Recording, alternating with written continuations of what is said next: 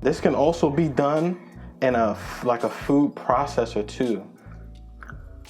Hello everyone, and welcome to my rib shack in Portland, Oregon, my real cozy kitchen. Today, I'm gonna be making homemade Spam. It's a delicious, salty meat snack made during World War II. That was a good meal. What was it? Spam.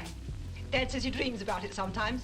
Says it comes up to him, makes faces, and laughs. So with making Spam, I just want to go over the few cuts of meat that I'm using for this dish, okay? So right here, I got some beautiful pork shoulder, nice and fatty. I got some fatty pork belly, and then I have some lean pork, like ham, pretty much. This dish can be made with just pre-ground pork if you don't have a grinder and you don't want to go through that. Or maybe you can get your butcher to grind it for you, but you just want to make sure you have a fatty piece of pork shoulder. Nice marbling in there. It's just good to go. Spam is just like meat, different pork products that's been ground up, mixed up, and binded together by like potato starch. So I'm gonna be mimicking that. So I got some cornstarch right here, got some white sugar, I got some Tender Quick, some Morton's Tender Quick, which is not meat tenderizer, okay? It is curing salt. That's what's gonna help it keep that nice bright pink color, and it's gonna give it that cured meat taste that you would get with cured meat, okay? That good stuff. You could use just curing salt too, but this is the good stuff. Order it. And I got a little bit of garlic powder, flavor. This is your room to interpret. You can do whatever you want. You can put some paprika in there, some cayenne. Don't hold yourself back. But I just like a little garlic in there, okay? One thing you're gonna need for this slurry too, it's not complete without some cold water. You're gonna wanna make sure this is completely dissolved, It should look like 2% milk. That's how you know it's good. Got my slurry right here. I got my grinder set up. I'm gonna go grab this meat from the fridge. Nice and cold, nice and nice. If you're gonna be grinding this at home, a grinder should come with different grinding plates, right? It's like a smaller one, a finer one, a medium, and a larger. For this, I like to use the larger grind plate.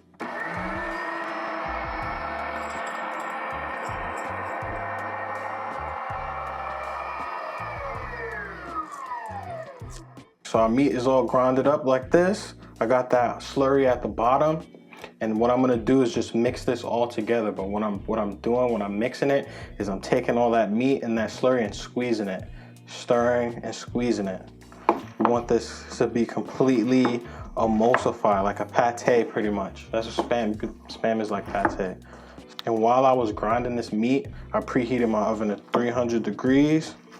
So we pretty much want it to look like this.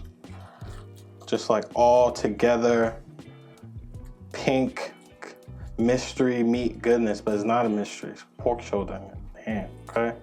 Like that.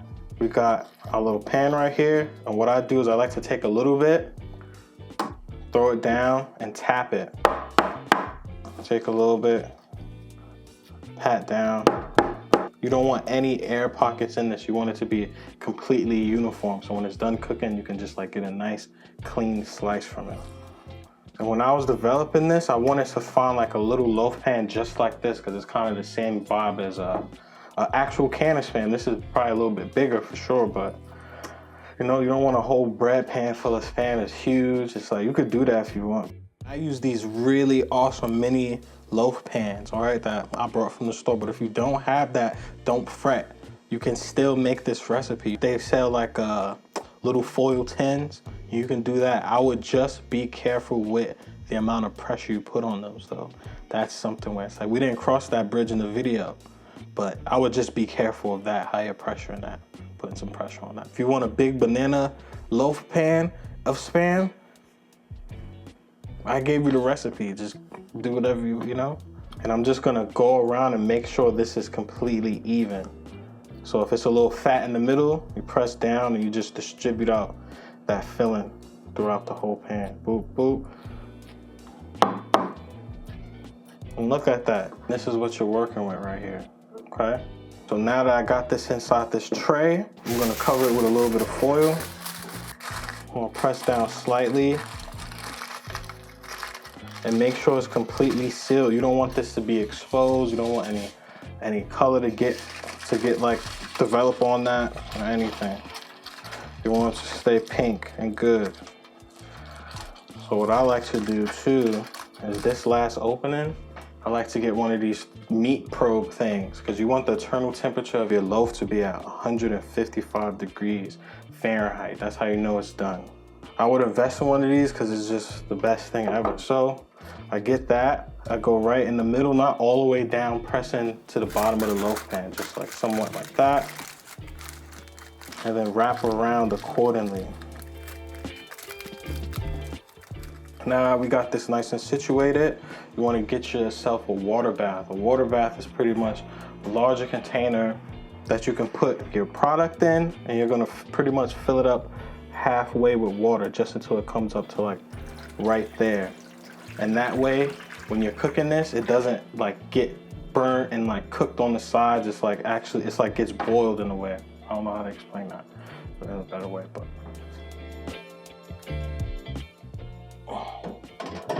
So that should be about 1 hour and 10 minutes. And like I said, until that internal temperature is 155. Now I'm gonna clean up and the sandwiches soon. Once your Spam is done, it's out the oven, you're gonna wanna press it, all right? And I did this last night, so this is a swap out, okay? But this is a situation I did.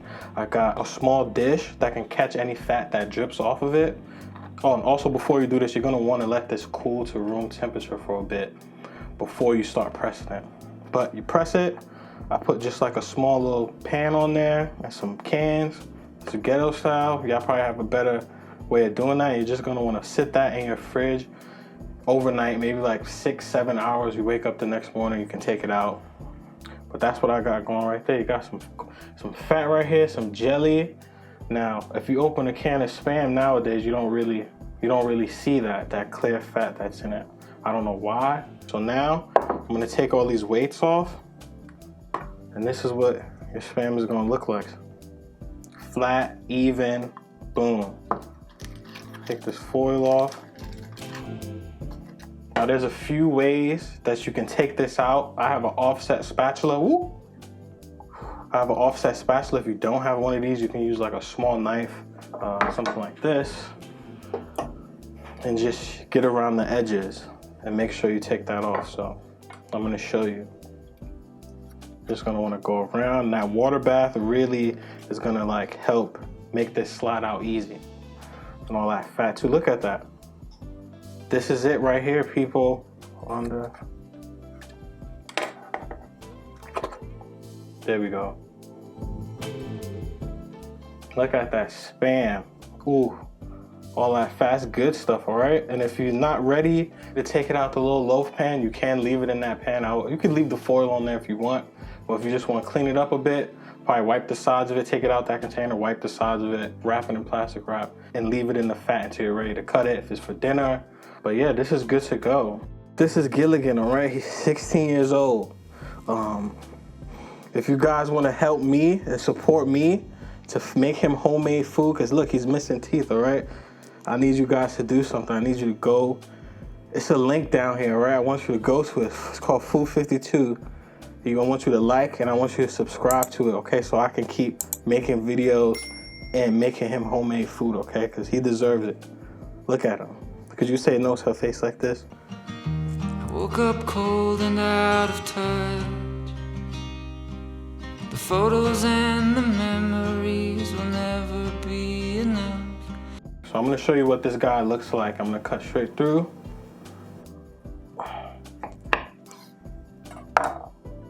Look at that, boop. Beautiful. So now we just slice this. Look, it's nice, bright and pink. It looks just like Spam. It smells a little better than that garlic. You know what I mean? Nice aroma, soft. Oh. Now we're just gonna slice this.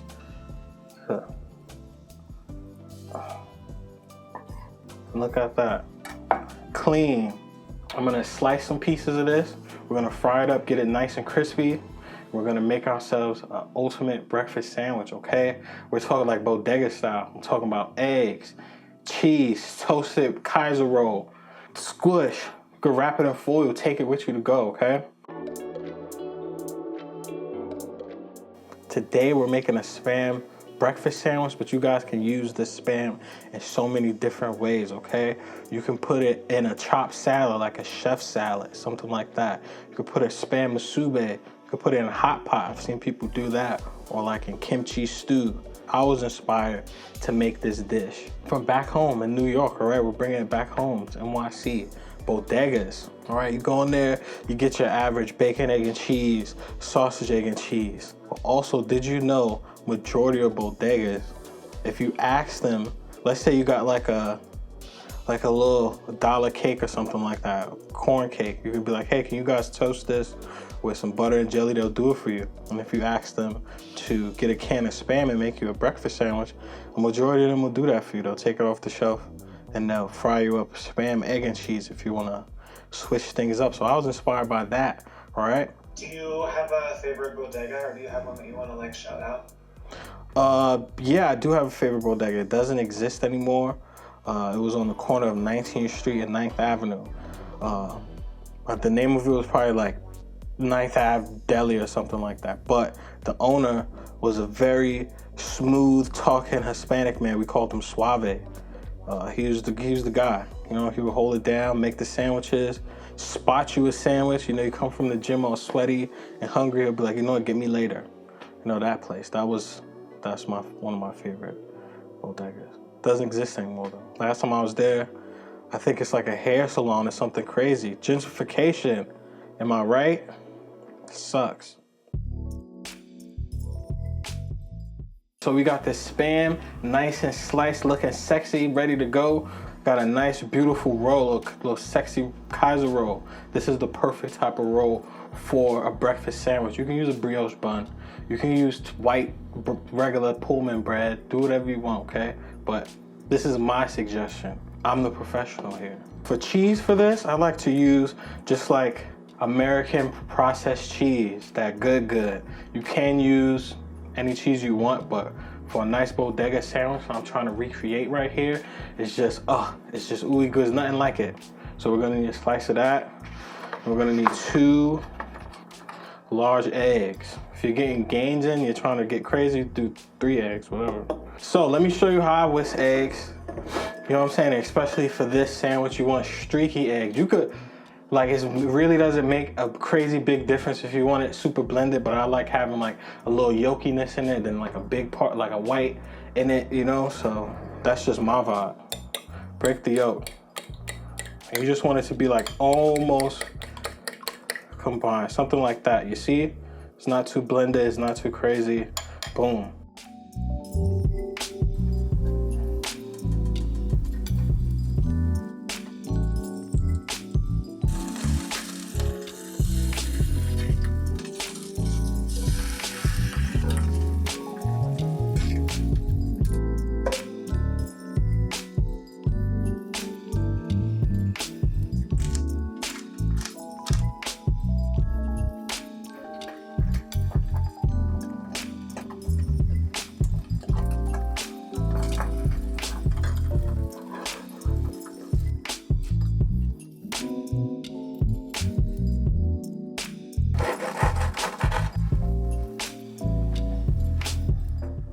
There you have it. Ultimate Spam, egg, and cheese breakfast sandwich. We made the Spam together. We held hands and we did it. Look at that. Ooh, I'm just gonna get in there and bite it.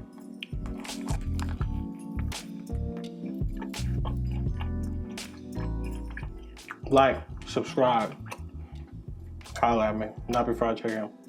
You know, people give away sourdough. They give away like starters or like mothers for like kombucha. But I want you to do something. I want you, this new year, I want you to give somebody close to you a loaf of Spam, and you see the reaction that you get.